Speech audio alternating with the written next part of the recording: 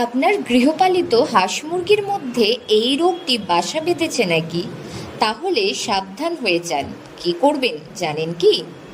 গ্রাম বাংলার প্রত্যেক বাড়িতেই বর্তমানে হাঁস মুরগি দেখা যায়। শহর অঞ্চলেও অনেকেই এই হাঁস মুরগি পুষে থাকেন। তবে হাঁস মুরগি তো পুষলেই হবে না, করতে হবে রীতিমতো এদের যত্ন।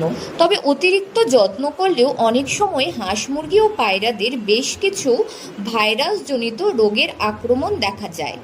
এই রকমই একটি রোগ হলো রানীক্ষেত। এই রানীক্ষেত বিশেষ করে মৃত পশু পাখির মাধ্যমে বাতাসে ছড়িয়ে হাঁস মুরগিদের মধ্যে দেখা যায়। এই রানীক্ষেতে আক্রান্ত হাঁস মুরগি হাঁচি, কাশি, শ্বাসকষ্ট, গলায় ঘড়ঘড় আওয়াজ এই ধরনের রোগ দেখা যায়। এই রানীক্ষেতের ব্যাপারে বিশিষ্ট পশু বিশেষজ্ঞ ডক্টর সুদীপ নন্দী জানান, তো তাদের মধ্যে কি কি রোগ হাঁস মুরগিদের মধ্যে দেখা যায়? মূলত মুরগির ক্ষেত্রে মূলত রানীক্ষেত একটা মারাত্মক রোগ, যেটা আমরা তাকেও কিন্তু আমরা প্রতিরোধ করতে পারি। কিভাবে না, রানীক্ষেত রোগের ভ্যাকসিন যদি আমরা করাতে পারি মুরগির ক্ষেত্রে। জেনারেলি আমরা যখন চাষিদের ক্ষেত্রে ফার্ম হিসাবে যদি তারা না রাখে, তখন বছরে রানীক্ষেত রোগের ভ্যাকসিন তো করতেই হবে। তার সাথে যেসব জায়গায় ফাউল পক্স হয়, সেই সব জায়গায় ফাউল পক্সের ভ্যাকসিনও কিন্তু করাতে হবে। রানীক্ষেতের লক্ষণটা কি?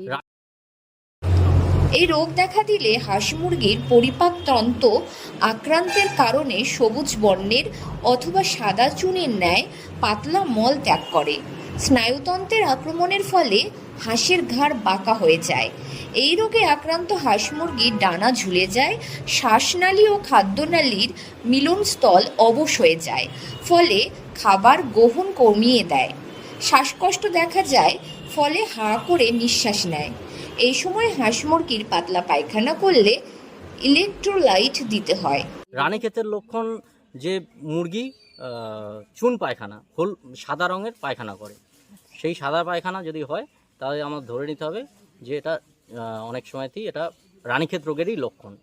মাথা নিচু করে থাকবে, মুরগি মাথা নিচু করে থাকবে, অনেক মুরগির লালা পড়বে, সেইভাবে কিন্তু এর রোগ ডিটেকশন করা যাবে।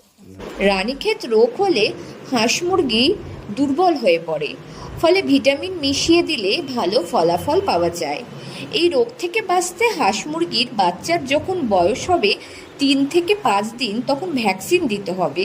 এরপর 14 থেকে 17 দিন বয়সে বুস্টার ডোজ দিতে হবে।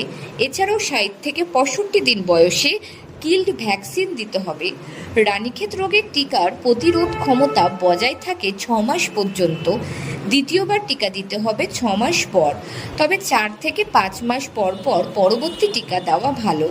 খামারে রোগ দেখা দিলে সুস্থ হাঁস মুরগিগুলোকে আলাদা করে টিকা দিতে হবে।